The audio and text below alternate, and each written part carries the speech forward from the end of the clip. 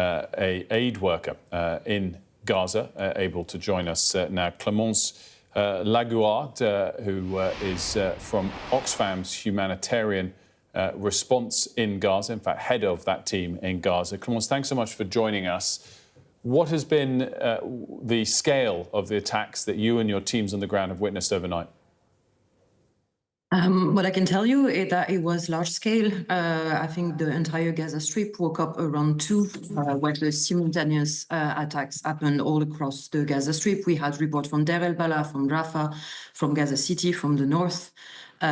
We had some pretty close call from where we are currently having our office in Gaza City. So it has been large scale, and I think what speaks for itself is the number of casualties that are currently reported. Which, according to the Gaza Health Ministry, is over 300. Is that a number that you have any reason to doubt? No, what I can tell you is that we have reports from the medical organization that are intervening in the different hospitals across the Gaza Strip and that are reporting a mass arrival of casualties. And what have you personally and your teams witnessed overnight? I mean, we witnessed smoke, bombs, the sound of ambulances. We had to call our entire team to make sure that they were safe and that they were still okay. So it has been a very long night, while also trying to assess what was the situation on the ground, what was the possibility of movement, and what will be happening in the next days. And in terms of what you expect to happen now, is it possible to treat the people that have been injured, or has there been a lack of supplies reaching the region as a whole in recent weeks? Yeah, what I can tell you is that it's been 17 days that nothing has entered the Gaza Strip.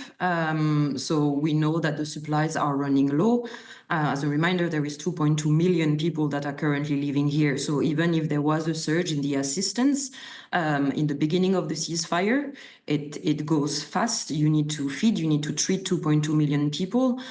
So I think the situation in the hospital is critical, and the care that is needed for the people that have been injured during the night is not there.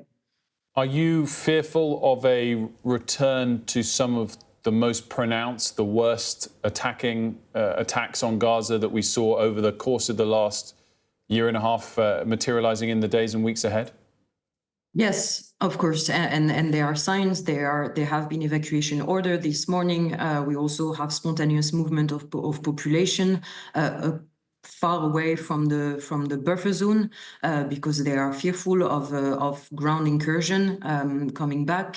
And again, we are in a situation where there has been 17 days of collective punishment, of nothing entering the Gaza Strip. So this hits in a moment where the population is very vulnerable and is very fragile. Just finally, Clémence, do you feel safe?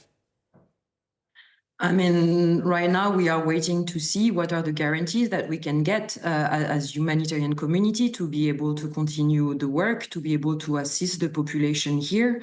There was a certain number of protocols that were present before the ceasefire. Right now we are trying to push to see if they will be back in place and if we will be guaranteed safety to be able to serve the population.